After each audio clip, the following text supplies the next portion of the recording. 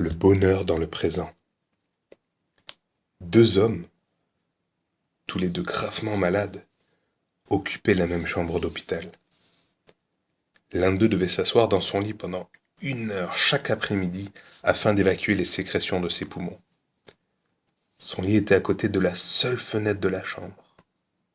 L'autre devait passer ses journées couché sur le dos. Les deux compagnons d'infortune se parlaient pendant des heures. Ils parlaient de leurs épouses, de leurs familles, décrivaient leur maison, leur travail, leur participation dans le service militaire et les endroits où ils avaient été en vacances. Et chaque après-midi, quand l'homme dans le lit près de la fenêtre pouvait s'asseoir, il passait le temps à décrire à son compagnon de chambre tout ce qu'il voyait dehors.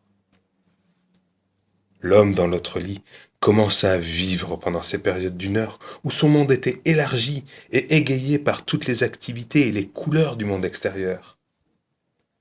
De la chambre, la vue donnait sur un parc avec un beau lac. Les canards et les cygnes jouaient sur l'eau, tandis que les enfants faisaient voguer leurs bateaux en modèle réduit, parmi les fleurs aux couleurs de l'arc-en-ciel.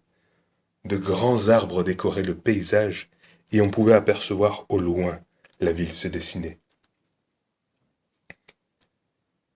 Pendant que l'homme près de la fenêtre décrivait tous ces détails, l'homme de l'autre côté de la chambre fermait les yeux et imaginait la scène pittoresque. Lors d'un bel après-midi, l'homme près de la fenêtre décrivit une parade qui passait par là.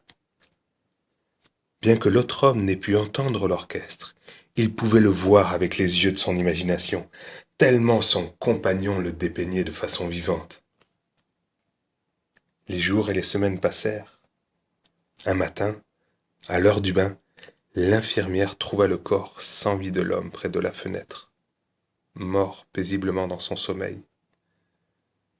Attristée, elle appela les préposés pour qu'ils viennent prendre le corps.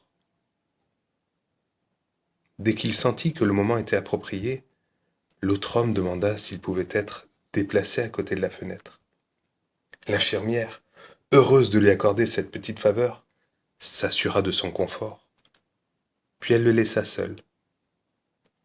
Lentement, péniblement, le malade se souleva un peu, en s'appuyant sur un coude, pour jeter son premier coup d'œil dehors.